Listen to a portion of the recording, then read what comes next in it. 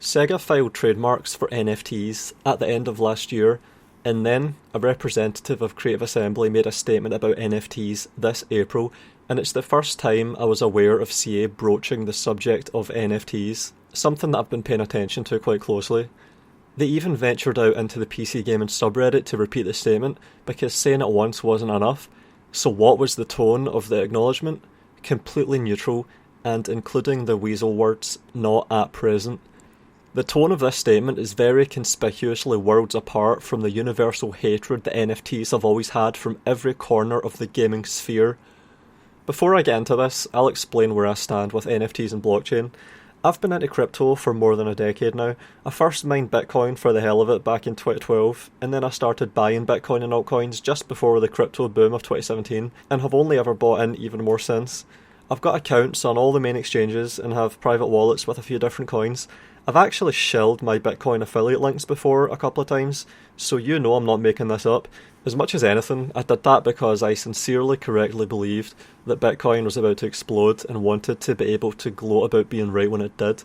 And then sure enough, Bitcoin tripled and everyone that used my affiliate links there and then came out ahead. As I said back then, no shelling pre-order links for shit games, only riding bull runs. So I'm actually on board with crypto and blockchain technology and just see it as the inevitable digitalization of yet another aspect of everyday life, of currency and ledgering and store of value. I understand it and know what it is. At the same time, I own 0 NFTs, except for the utterly meaningless novelty ones exchanges throw at you during giveaways for whatever reason. So why would I object to NFTs and gaming in general, which I do?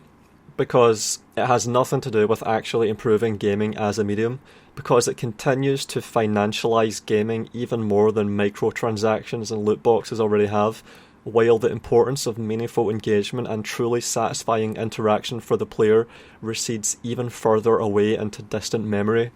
They have nothing to do with what games are all about: fun. As someone that's been making money from playing games for over a decade now, I'm already aware of the pitfalls of playing games for a reason other than to have fun and to experience the best this medium has to offer. This is why I have always refused, after a decade, to allow myself to become a full-time streamer or someone that just perfunctorily uploads scheduled daily videos of rote gameplay, instead choosing to only seek out and enact meaningful in-game action and to face worthwhile challenge. And if that meaning or challenge is notable or interesting enough to get views, then that's a bonus. YouTube gamers and streamers already have an overarching meta interaction with the looming threat of playing games and the presence of a profit motive as a job, and some have even experienced the end stage of this intersection, complete burnout and disillusionment with gaming on the whole. This usually ends in one of two ways: either distancing from and leaving the hobby, or else the complete opposite of leaning into the profit motive and turning into complete soulless husks and shellfluencers, turning a precarious job into an outright grift. Likewise, NFTs constitute the threat of yet another one-way ticket for the average gamer to see what should be a decent hobby slowly turn into being a money-oriented chore and a grind, a place where their in-game time becomes commodified and interchangeable with real-world money. And all of this while games already deal with a hell of an intrinsic design challenge in finding a balance for repetition in their core gameplay. Plenty of games already fail simply by virtue of being shit games. I've avoided MMOs my entire life because I remember seeing friends playing World of Warcraft back in 2005 or so and realising it was a meaningless vertical progression time sink that had no appeal. On the other hand, I used to like buying and playing the new FIFA every year between around 2005 and 2011, but when the career mode that used to be the whole point of the game became relegated to a stagnant copy-paste job, while the intrusive sign into EA profile and buy coins and Ultimate Team came along and very clearly became the focus, all my interest in FIFA evaporated. The classic career mode was now being used as a gateway to funnel people into Ultimate Team, and Ultimate Team was just an excuse to fleece people with loot boxes. Fucking gacha games. Not interested. Meaningless engagement. Bad game design. I didn't need to see EA go to court and claim in their defence that it wasn't gambling, but surprise mechanics nearly a decade later. I lost interest in FIFA immediately over a decade ago, and haven't played a single FIFA game since. Great decision. So we had microtransactions, we had loot boxes, now we have NFTs.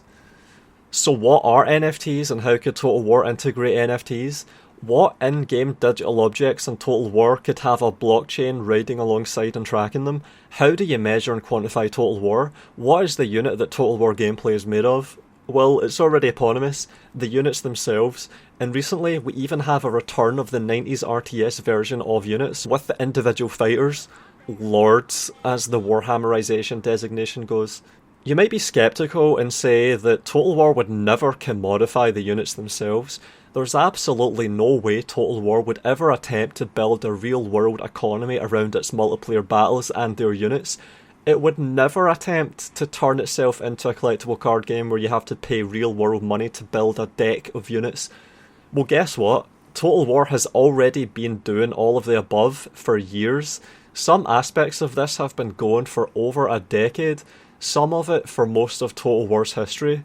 Total War first commodified units themselves with the pre-order bonuses of Empire Total War.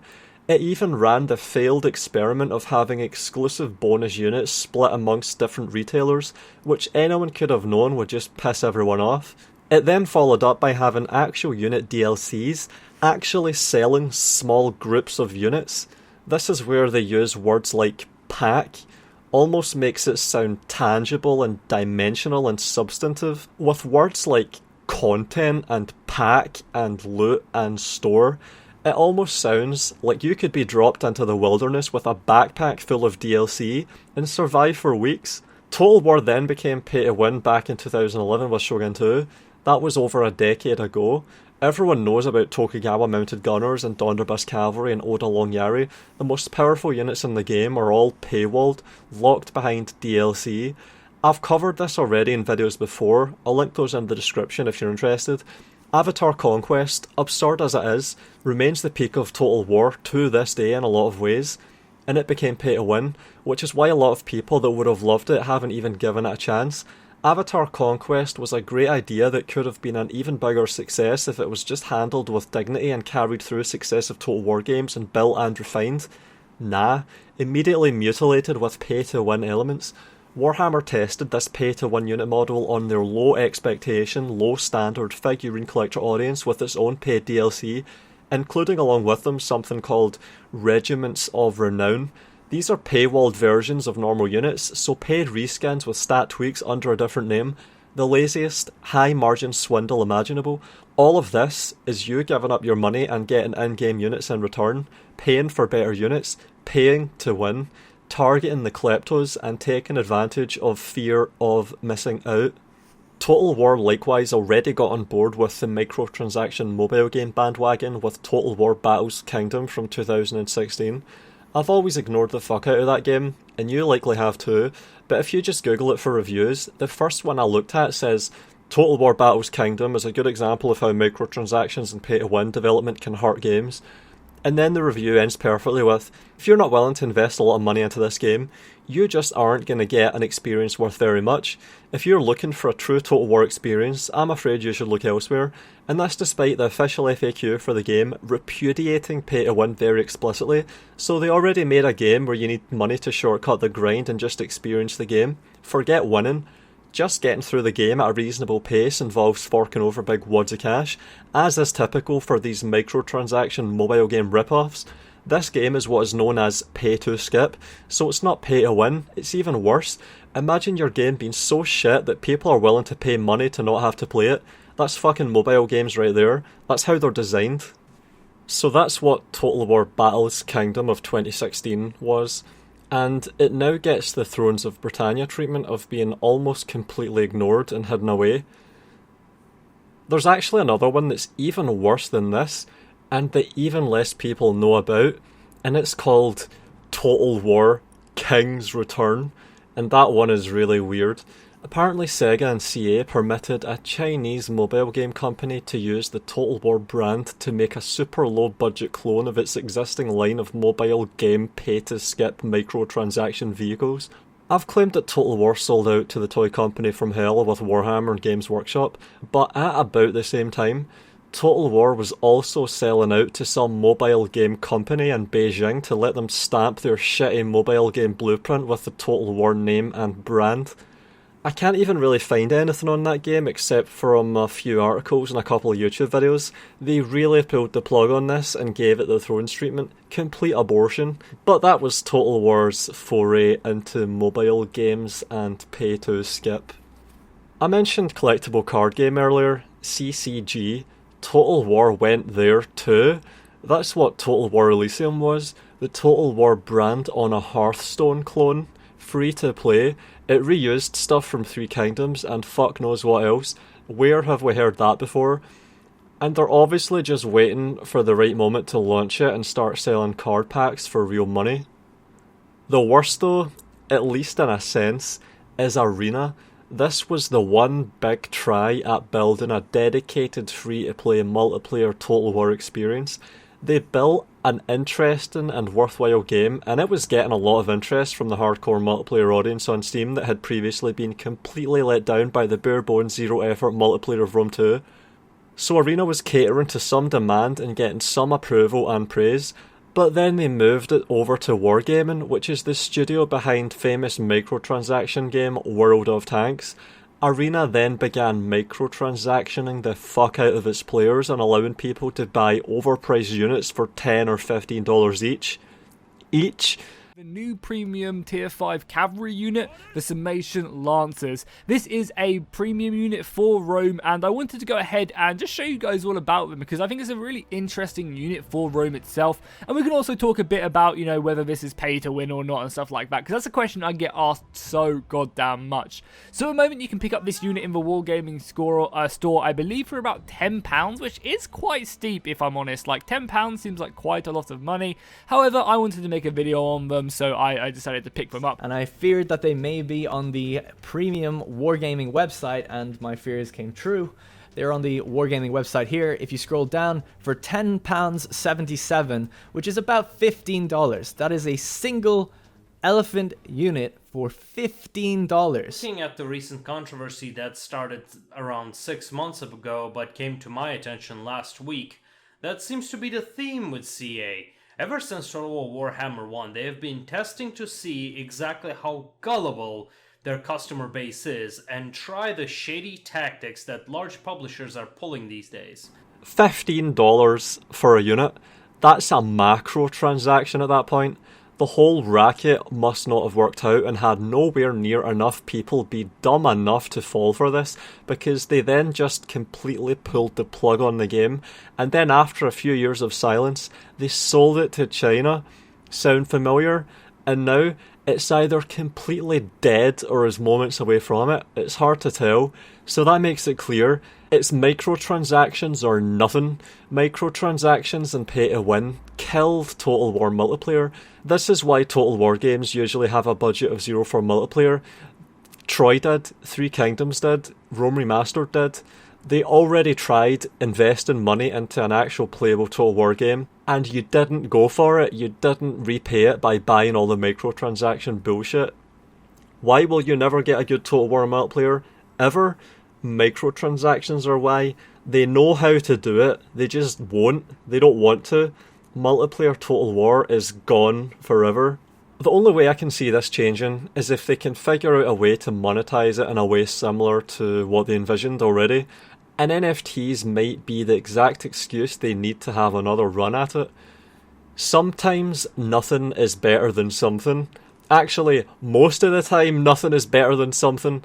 Blockchain and cryptocurrency and NFTs should have fucking nothing to do with Total War. My petition to have Warhammer 3 include guns was unsuccessful, because Warhammer 3 doesn't have guns, but it garnered nearly 1,000 signatures and its sentiments have been echoed in blog posts by military historians, so it was worth doing, and everyone that signed that petition helped to convey the scale of the problem at a time when it really mattered, and it can never be ignored that that happened. So I'm making another petition, and people can once again lend their weight to a good cause to keep NFTs and microtransactions away from Total War. The wording of the statement from CA makes it clear that they have no real say in whether they end up hucking off shitty NFTs to their Warhammeroid audience, that SEGA could at any moment compel them to hire a team to start integrating this stuff into their games. Total War has already tried pretty much all of the shittiest game industry crap that's ever been thought up to nickel and dime gamers. If NFTs can be demonstrated to work in terms of effectively sucking money out of gamers, and they become widespread, then you can bet your ass that Total War will pervert itself even further in order to accommodate them, as SEGA tries to keep up with the wider industry and CA follows right along. The only brakes on the train to shit central is if enough of the fanbase makes it clear that while they'd prefer to keep buying and playing worthwhile Total War games, they'd also be willing to completely drop Total War forever if they adopt NFTs and start designing their games to be NFT Trojan horses. It doesn't seem like this kind of an outcry is possible, because in 2022 Total War is gone, and all we have left is Warhammer and its notoriously gullible and fickle and consumerist fanbase. They were gullible enough to pre-order Warhammer 3, even with all of us pointing out all of the blatant red flags, and they're consumerist enough to beg for a roadmap and DLC to have it fixed to be worth playing. They're currently right now begging to have to pay to have their broken game fixed. Back in 2015, Warhammer 1 launched with a pre-order bonus called Warriors of Chaos, and it had the biggest backlash to a pre-order bonus ever, even worse than the Greek cities for Rome 2. Angry Joe was one of the loudest voices amongst the outrage. Now in 2022, the Ogre Kingdoms pre-order DLC was met with excitement, from almost universal hatred of pre-order bonuses in 2015 to begging for it in 2022. This time around, I didn't hear a peep of dissent from Angry Joe. For all I know, he could have pre-ordered and been soyjacking over the pre-order bonus right along with the worst consumers on this shithole sub. There are no standards and things just get worse and worse. The future of Total War is a free-to-play Warhammer 40k super game completely loaded with microtransactions and NFTs, a game where you pay real-life money for in-game units, and where this is all sanitised as being cutting-edge and as Total War getting on board with the cool new thing. A revolutionary new way to play and experience Total War, a game that's either literally free to play like Troy was on Epic, or almost free to play like Warhammer 3 is today with Microsoft's Game Pass. Soon, there won't even be a facade of effort and dignity afforded by packaging your cool monsters inside a DLC. The future of Total War is you paying $10 for each and every one of your hundreds of cool monsters and running up massive credit card debt just to feel like your collection is complete. They used to be made out of metal, then it was plastic, now it's all completely digital, just like Bitcoin, but at least you can sell your Bitcoin at a profit 5 years later and without a corporation taking a big bite out of it every time it moves around. NFT big monsters, on the other hand, would lose value the second you buy them and become completely worthless as soon as the next line of even bigger rocket launcher armed lizards gets minted, and it'll all be for nothing because you won't even look at them, because you won't even fight the battles anymore. Those are usually all auto-resolved. They'll only ever be on your screen when you're rapidly turning the pages of your stamp collector book to see which ones you're missing and need to pay $20 for next. That's the future. People have been anticipating a future Warhammer video from me or from anyone else. Well, here it is. Games that cost more than ever, where you have less to show for your money than ever, and with less playing involved than ever. Total War has always had everything that's bad about NFTs, because Total War has always engaged with the shittiest anti-consumer game industry behaviours. The only question is whether they've finally found and cultivated an audience that's stupid enough to actually spend money on NFTs when they've become mainstream and the outrage around them has waned, just like it waned for Day 1 pre-order DLC, and that's what SEGA and CE are going to be asking themselves every few months for the next 5+ years. Are our consumers ready for this shit? And will the bootlickers on the forums and the shelfluencers on YouTube be on our side as we roll out the next phase of our battle plan to make our games as shit and worthless as possible? Will everyone fall for it again, just like they did the last time, and the time before that, and the time before that, and the time before that? What do you think? Will they?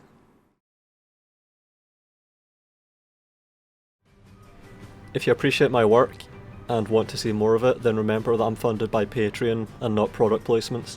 Special thanks to Matteo Olivetti, Nerdington, the Rody451, Halcyon, and Robert Sparks.